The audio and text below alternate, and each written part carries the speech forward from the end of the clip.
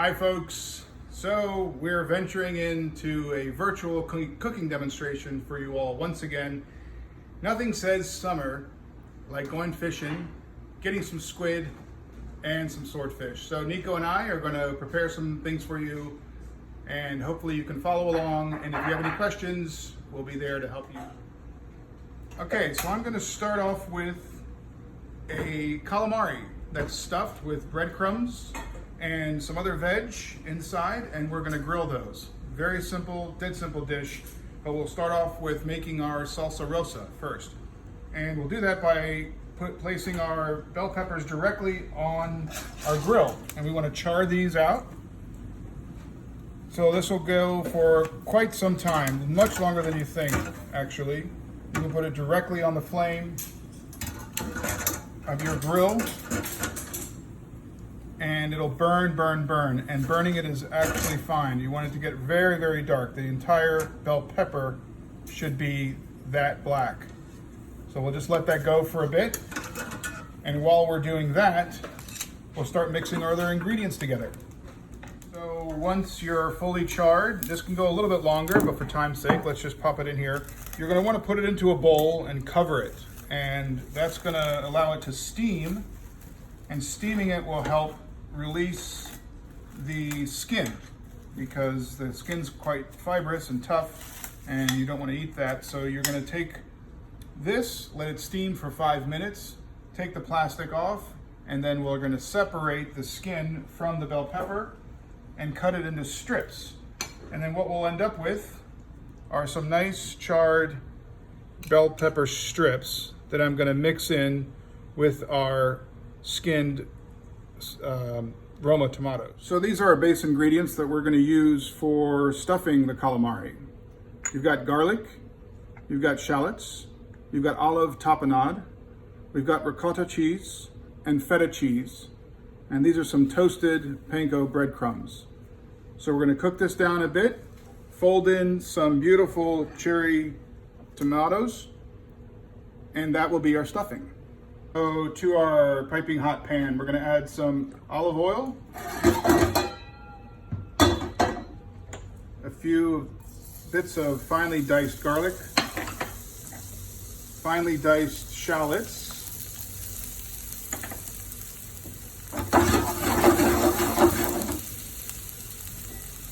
we don't want our garlic to burn, and we certainly don't want our shallots to burn either. Now I'm going to put in our cherry tomatoes, and that'll help bring the temperature down a bit so things don't burn.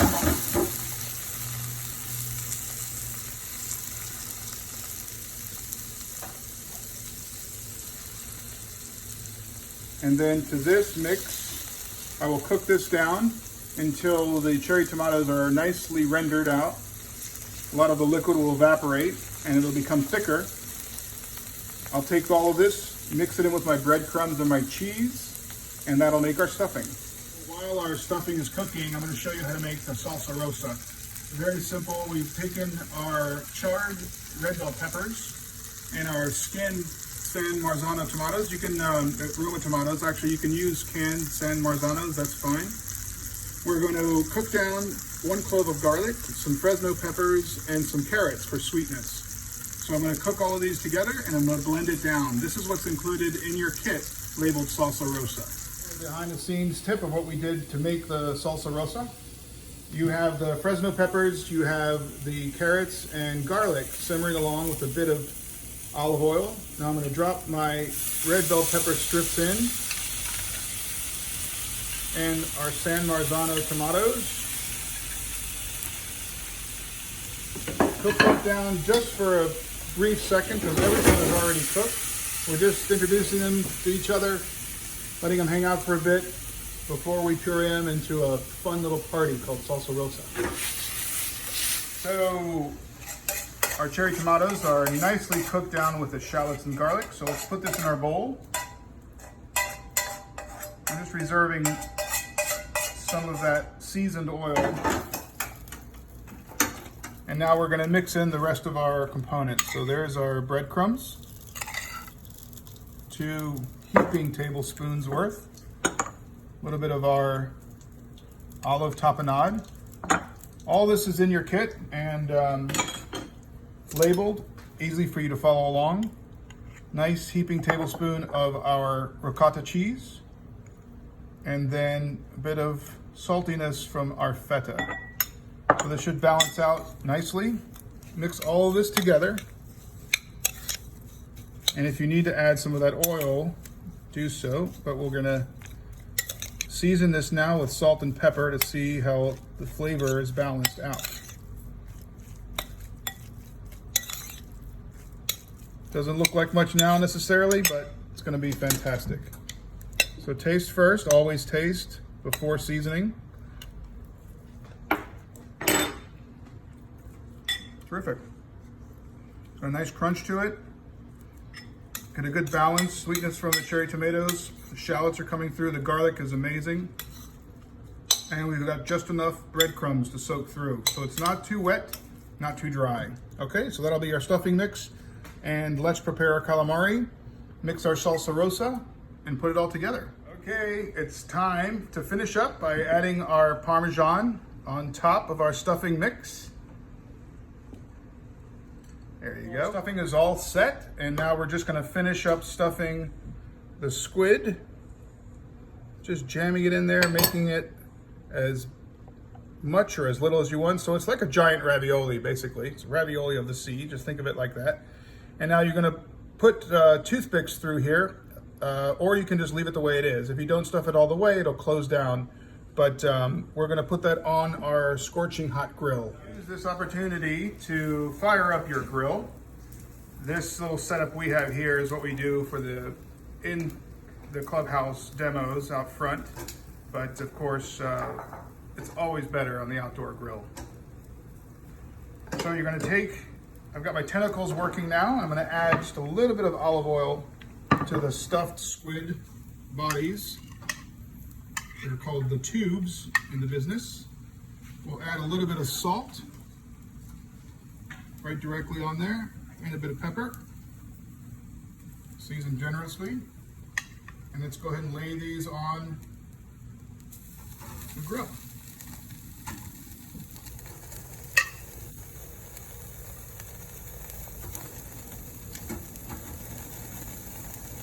You can see it's charring up nicely and shrinking up nicely. And while those are grilling and finishing up, I'm going to start plating. So I'm going to take our beautiful salsa rosa, just put some of that down on the plate. We'll give it a little bit of the Parmesan, add that for texture and contrast. Let's check our little guys out. Looking nice. So these are very quick. They cook up very fast. Of course, you can also do these in a saute pan. You can do them in the oven if you don't want to keep watching them. But I always find the taste of the grill and the smells that come off of here with the garlic and the shallots, the tomatoes, everything, it just tastes fantastic. You don't want to overcook these. Calamari can go very quickly and turn into very rubbery, rubber band type texture, and you don't want that at all. So just keep an eye on them and keep moving them around. So we've got about 5 minutes that we've been grilling these guys here, and they look really nice. I'm going to put the tentacles aside. Body is ready to go, so I'm going to put the first one down.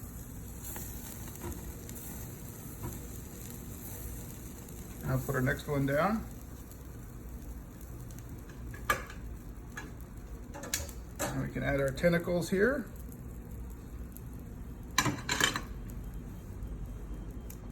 And garnish with some parsley. I've got some carrot stems. And then we can finish it off with a bit more of our salsa rosa on top.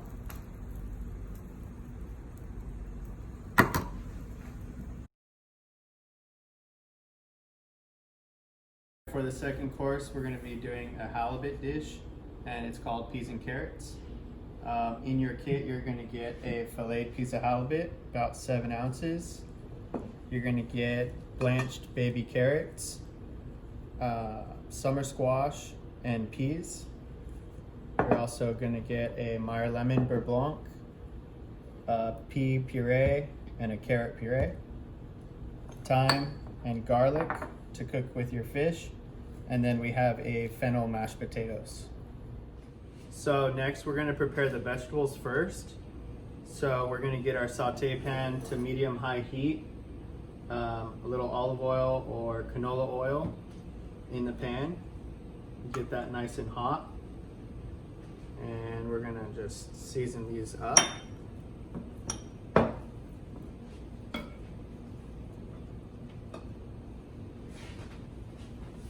Little salt and pepper. Okay, so you're gonna put your squash facing down. Just get a nice sear on those. You can put the carrots in the same pan as well.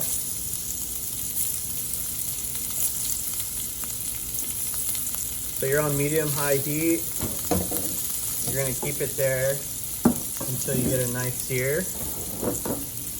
And then we're gonna crush a little garlic and put it in there for some aromatic flavors, some thyme.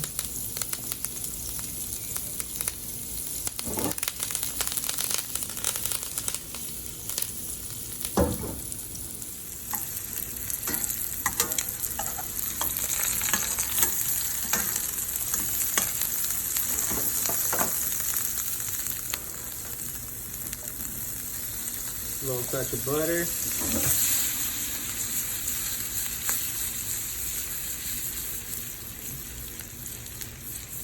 All right, and then you're gonna set those vegetables off to the side. And next we're gonna prepare the fish. So next we're gonna use the same pan that we used for the vegetables. Get it nice and hot. You're gonna add your oil. Make sure your fish is patted dry. That's gonna help the caramelization of the fish. Little salt, little pepper. And whenever you're searing fish, you want to lay it down away from you so that it doesn't pop, the oil doesn't pop up and hit you. So once the fish is in the pan, we're going to bring it down to medium heat and let it sear. Let it caramelize. Our fish has been searing for about 2 to 3 minutes now. I'm gonna put 2 to 3 cloves of crushed garlic, a couple sprigs of thyme, and you're gonna add some whole butter. And this is gonna really help the fish get the color that you're looking for, a nice golden brown. Now I'm just basting the brown butter over the fish. That helps cook the other side nice and evenly. So now we're gonna cut the heat, flip your fish, and just let it rest in the pan, in the butter, for about another minute or 2. And you can take it, put it to the side. We're gonna hit it with a little lemon and take it out of the pan.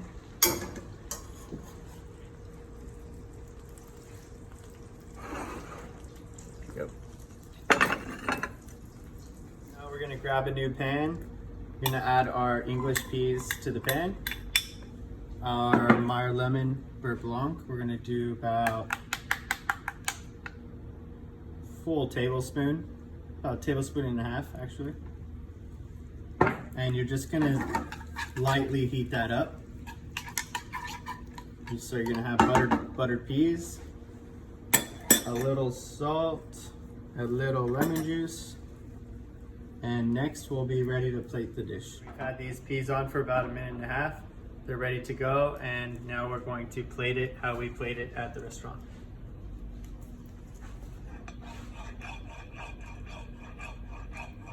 So carrot puree first, then we'll do our mash next.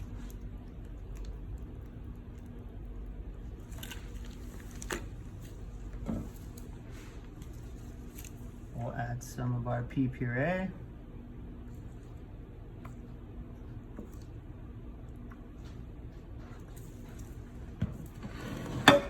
And next,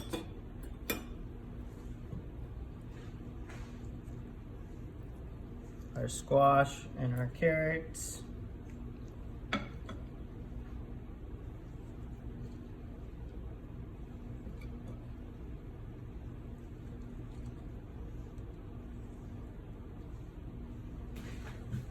and our glazed peas.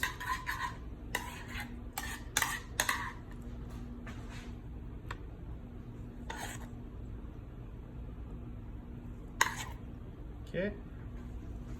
Our fish will go right here. And you'll have some little garnish in your kit as well. Have some carrot tops and some local chervil.